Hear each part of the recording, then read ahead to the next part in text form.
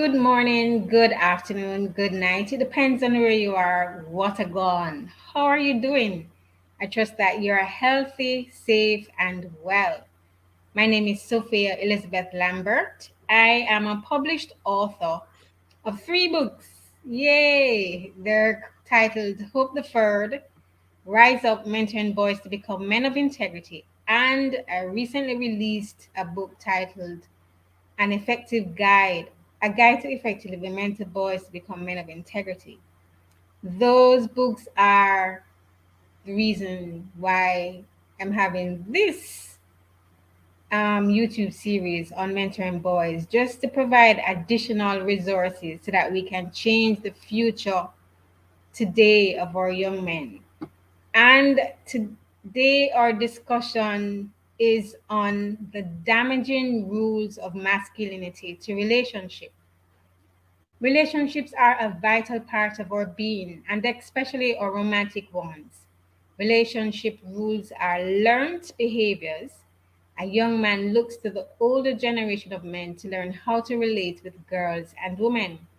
Some of the things they are learning are unhealthy masculine rules, such as how to be emotionally disconnected, domineering with the opposite sex, in control, desirous to be valid in their gender.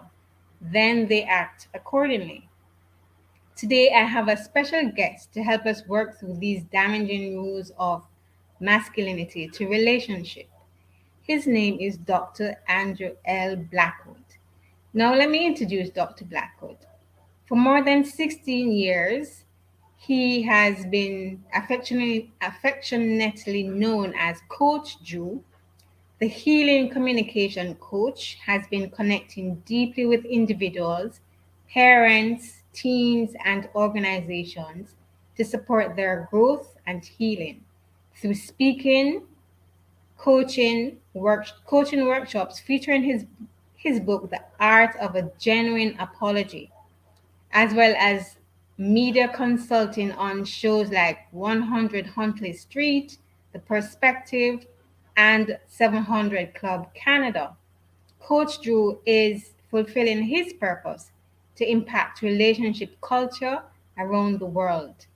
His ability to engage and bring clarity to the complex challenges of healing in relationships set him apart as a true facilitator of change. His desire to cultivate healthy and healing communication grows every day as he continues to learn, heal, and grow in his most prized relationships with his wife, daughters, family, and friends. Welcome today, Dr. Andrew Blackwood. Thank you Thank you so for very joining much. me. It's my pleasure. Glad to be here. Very glad to be here. Thank you. Now, one of the things I would like us to start off with, can you give us a bit of idea of why the masculine rules? Why do they exist? Why do masculine rules exist? Is that the Yes. question? Well, I think rules are essentially governing principles, right? So there are some laws that exist whether or not we know what they are, right? As human beings, we are relational, spiritual creatures. So, regardless of whether or not we know this, we're going to function based on those laws. Rules, however, might be a little bit different. So, rules might be societal kind of inventions. And once again, we may not be aware of what those are, but the more we look at our behavior, we'll discover the actual rules that we live by. So we live by these rules. They're passed down, as you talked about in your introduction. People look to the older generations for those rules, and we live by those rules. So we can't exist in a world without laws or without rules. The real question is, are we living intentionally? Do we know the rules that we're choosing to live by? And are we content with the outcome? Right? So rules exist everywhere. The real question is, are we aware of what those rules are, and are we living by them intentionally? In other words, these masculine rules are necessary. They just need to be healthy. That's the opportunity, right? We will always live by rules, but it's important, yes, to look at those rules so that they can be healthy. And that's what I do. I seek to help people experience health and healing and through communication, because even those rules that we exist by, they live in our minds and our hearts as beliefs. And we are talking to ourselves continually about those beliefs, whether we know them or not. So we're constantly coming in line with our beliefs because we live from that place. So if you live from a rule that, um, in order for me to be a real man, I have to have multiple women. That's a rule. Yes. Is it a law? Is it a spiritual No. principle? No, it's a rule that we might believe on some level, and then we try to live in conformity with that. So beneath that is this idea that, um, I believe we have three core needs as human beings. One of those needs is to feel safe, safe and secure. Another one of those needs is to feel significant, to know that I belong, that I matter, that I'm making a difference. That if I'm not here anymore, I will be missed, right? I'm Yeah. worthwhile. All those things have to do with significance. And the other one is strength. Nobody wants to feel powerless. As human beings, we want to know that our choice, our being, there's some efficacy with that. So even this idea that I have to have multiple women and make children everywhere, this is an idea that some people believe. At the core of it is this need for significance, this need for strength, because that's what it equates to, right? But if we really think about it, we were created with these needs in existence. They already met, believe it or not. When you were created, you were imbued, I believe, with the very image of God. So you are significant. You matter already. Right. The fact that you have choice means that you have power, right? We have these things, and I come from a Christian perspective, so I believe that God is going to take care of me. So I have a degree of safety and security already. So when I look to others for their rules, or even other people to meet these needs for me, then I end up stepping out of who I am.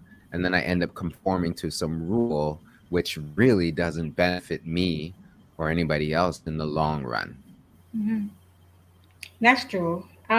So these some of the rules that yes, we are made up to have to be in control and to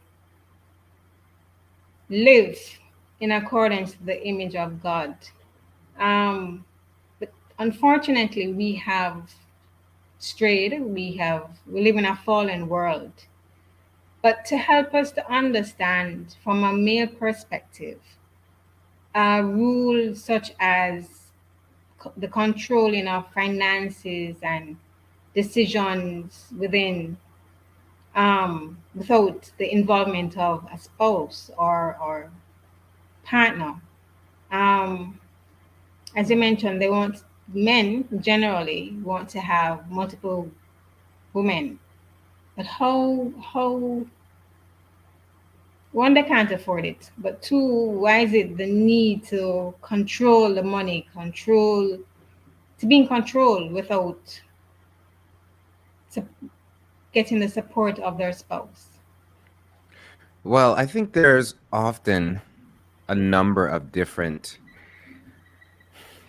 things at play, different rules at play, different ideas and beliefs at play. So it's going to be important to for that man who wants to experience something different, or that woman who doesn't want to live under that kind of control. It's going to be important to look at things really honestly, right? Mm-hmm. Honestly, which is one of the healthy principles of communication. being honest, being open, looking at things. So, from my perspective, when you see someone who is exhibiting controlling behavior, that's the behavior, but what's the emotion that leads to that behavior? Okay. When, right? When someone is controlling, it's usually because they feel a degree of threat or lack of safety or insecurity, right?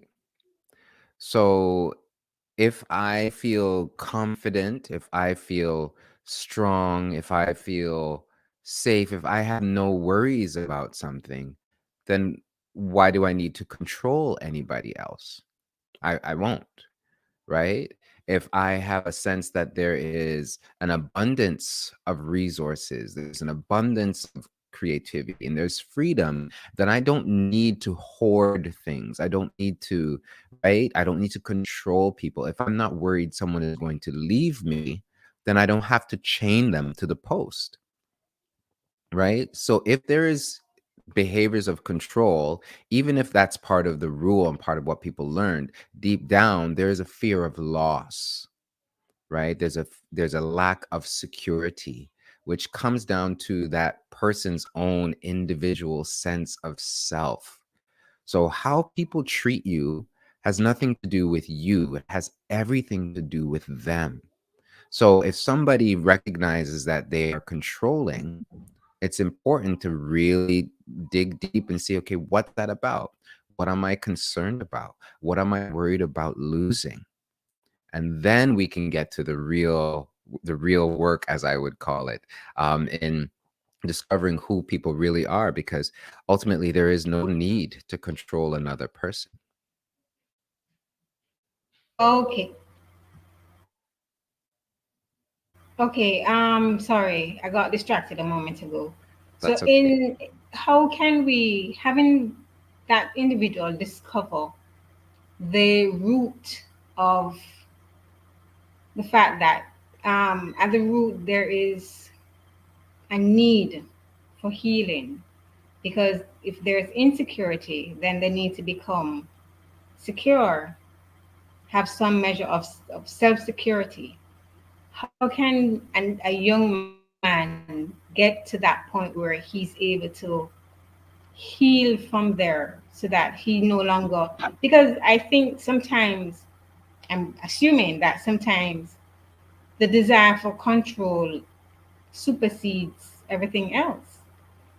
How can a young man be willing to relinquish the need for control and to heal from there? Well, part of it is when I think about emotional development and my even definition of strength, there's an aspect of what I call tolerance. So there's three important things, and I talk about this a lot when I'm doing internal work with people, whether it's through journaling or even talking with them. So we talked about openness and honesty a little bit earlier. When you're open and honest with yourself or with others, that's increasing your awareness. What's really going on? Asking yourself some good questions. And then when you become aware of things, it's going to be important for you to be able to tolerate what you become aware of. So when I say tolerate, I mean be able to endure what that feels like. Feeling powerless is not fun. I don't know anybody who enjoys that, right? Feeling vulnerable is not enjoyable. It's actually uncomfortable, right? So when we look at our history, we look at our pain, sometimes when we look at our actions, if we're really honest with ourselves, that's challenging. But it's important to be able to tolerate what we feel so that we can move to that third element of growth, which is intentionality, right? So when I become aware that, you know what, how I've been treating this person, that's not good. That's not kind. That's not the way that I was designed to be. I'm feeling insecure, and that's really what's causing me to do this. Right? You start to take that ownership, and it's difficult. Then you can then be intentional. How do I want to be? What am I afraid of losing? right? What do I want to do? How do I want to move forward, right? And if you are listening and you're paying attention to what God might be saying to you, how do I come into alignment with that? What's my next step? Sometimes it's being honest, sometimes it's telling the truth, sometimes it's revisiting hurts, sometimes it may be different things. But we get to decide. Ultimately, that comes back to that sense of choice, which is a sense of power. We get to choose how we want to be. And I think that's a big part uh, of change, realizing I have a choice, realizing, okay, is this what I really, really want? Right? Is this what I really want for myself? Is this what I really want for the other person? And it's important to be honest with ourselves about that. So we have choice. So if 99 people, right, 99% of people in the world are going to jump off the bridge, are you going to jump off the bridge just because other people are jumping off the bridge? No, you don't have to do that. You have a choice. So if every other man in your life goes around doing certain things, do you have to do that? No. Part of being a man or even a mature, responsible, thinking, feeling human being is the power of choice. So sometimes to be the man that you've been created to be means standing alone. It means standing against cultural practices and norms. You get to figure out, is this truly who I am? Is this truly who I want to be? And then you get to stand in that. But tolerating what you feel is a really, really big part.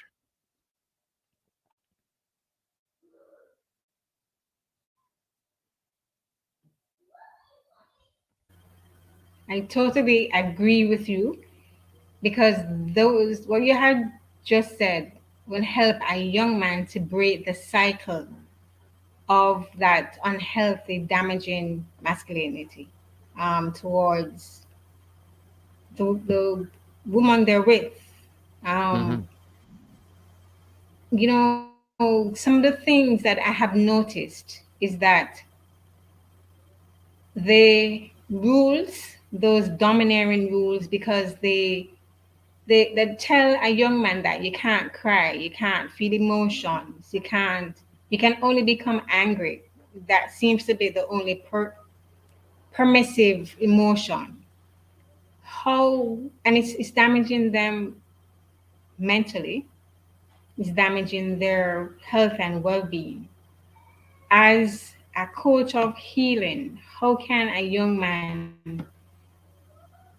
go beyond that um, that rule of being emotionless or be disconnected so that he can heal emotionally?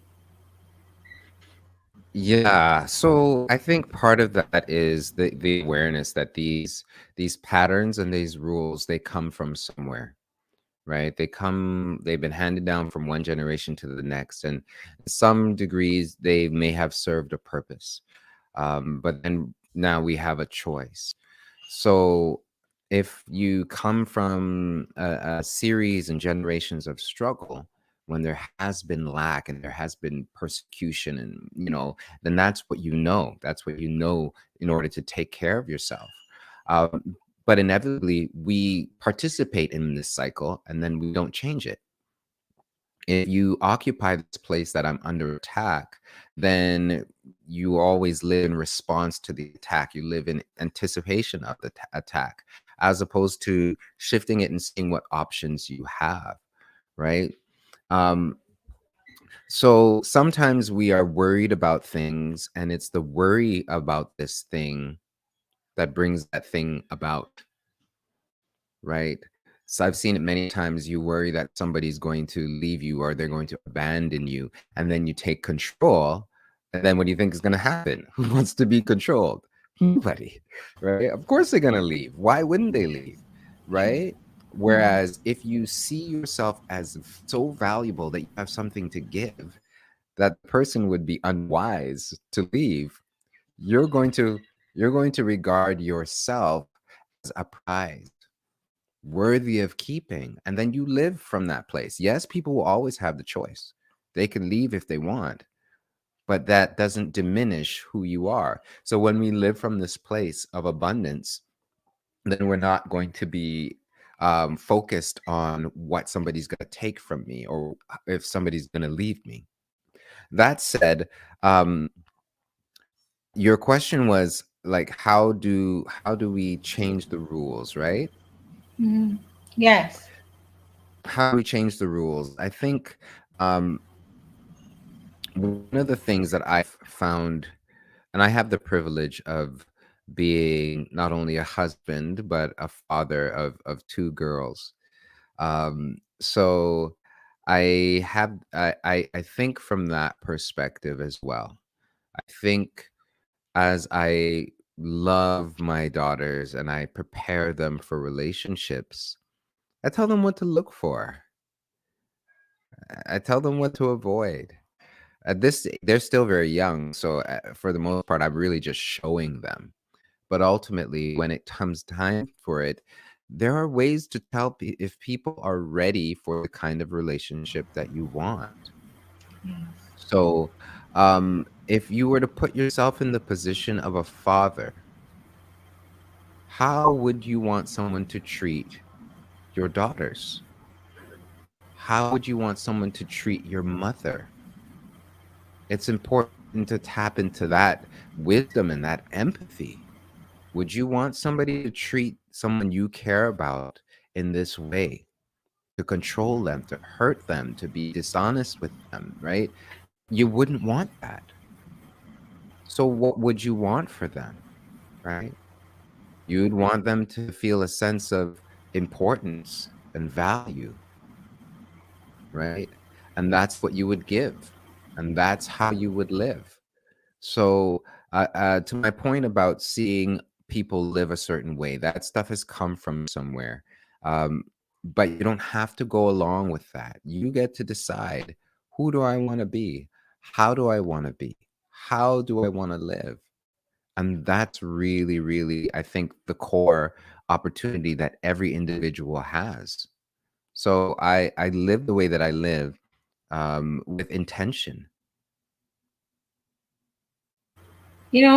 Coach, that is very good in terms of needing to be treated the way, treat others as the way we want to be treated. Now, one of the things that I have been curious about is the rule that men have where they wait for years.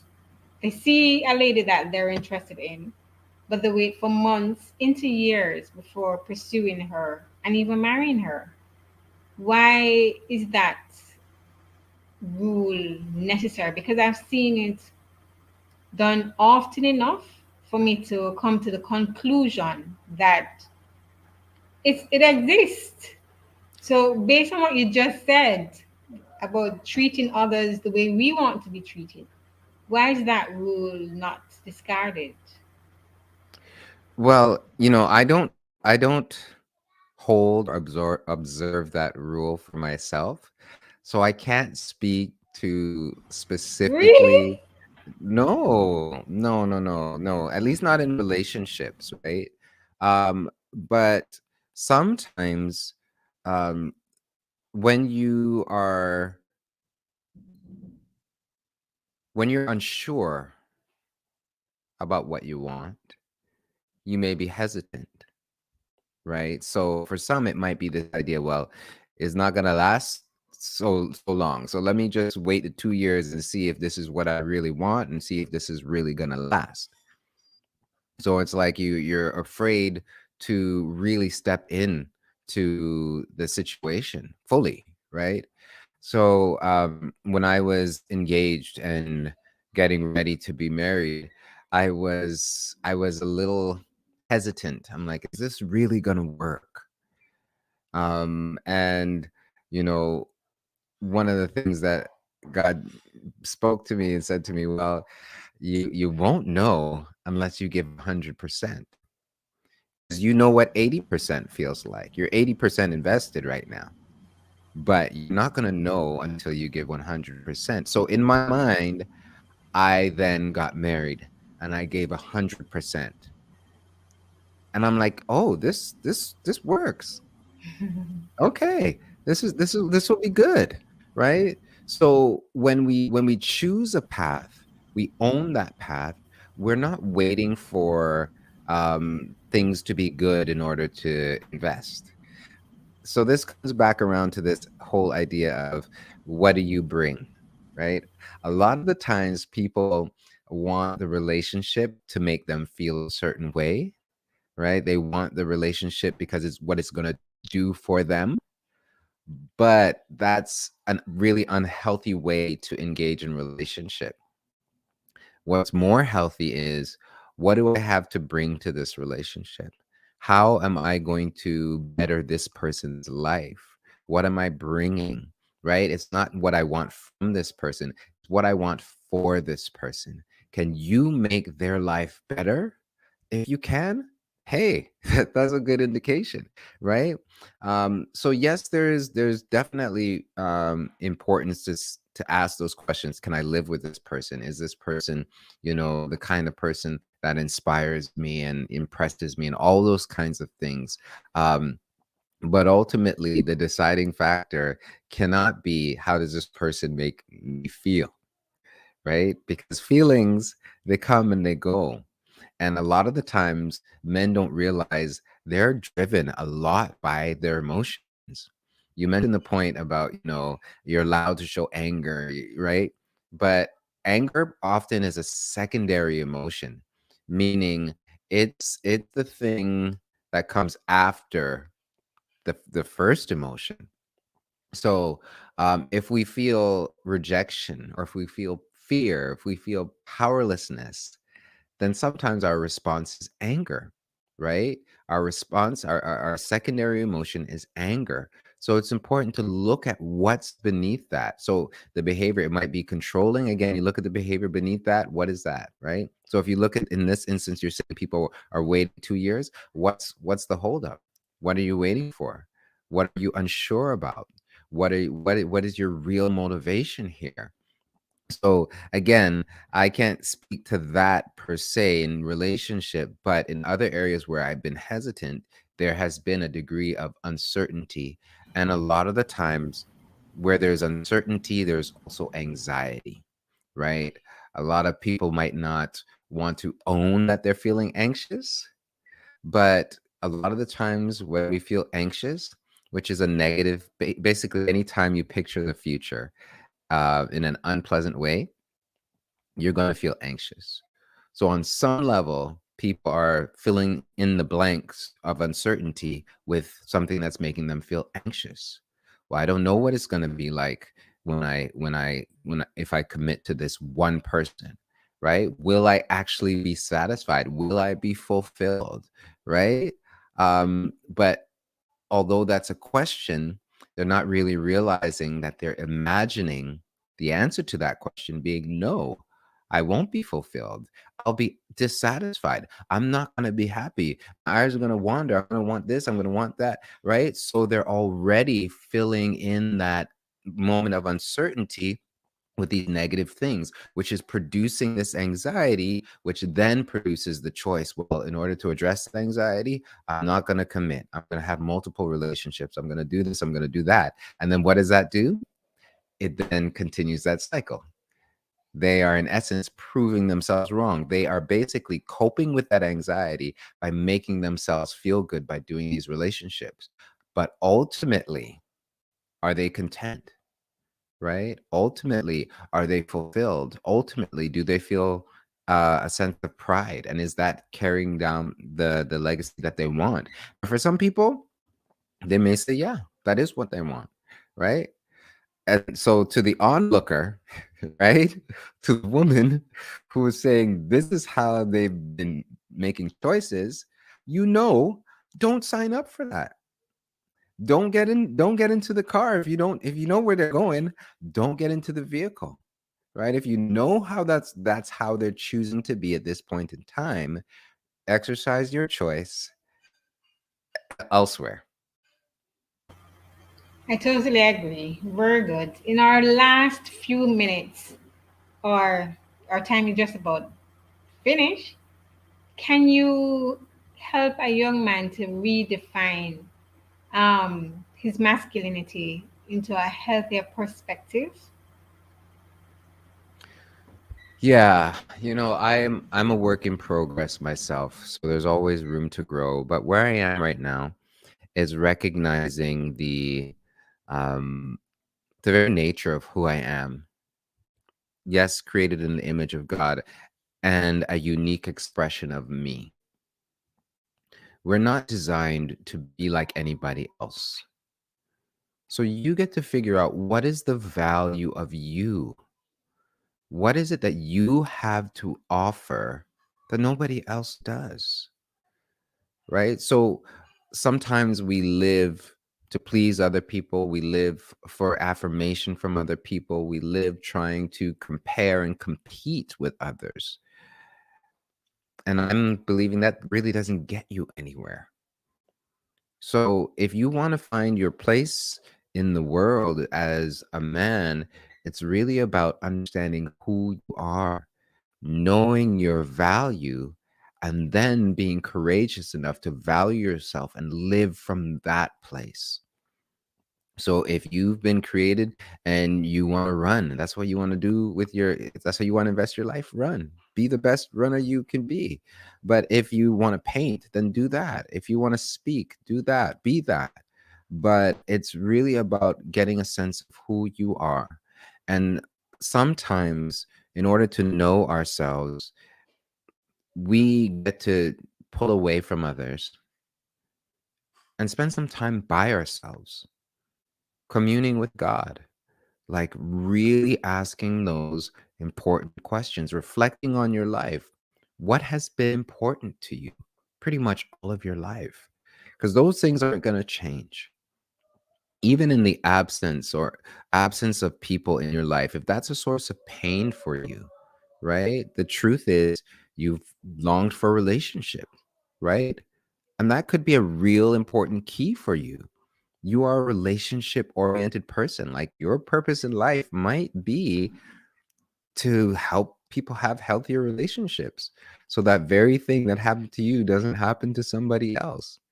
So I definitely think one of the keys to being um, a man of integrity is knowing who you are, pulling aside, taking the time to know yourself, and then to value that self so that as you live, you're an expression of yourself, not in competition, not in contrast or comparison to others, but you're going to cultivate this level of confidence in who you are and why you're here. And then you can live with that intention and that integrity. Very well said, Coach. Thank you so very much. I You're appreciate you welcome. taking the time to speak to our young men so that they can do things differently, so that they can be better for it throughout their lives. I also want to tell our viewers thanks again for watching. Remember to mentor a boy so that we can change future history today. A young man does not have to walk the same path that his father did or his grandfather, but we can change and break barriers for them. So thank you. Have a great day and many blessings to you all. And remember to purchase the books.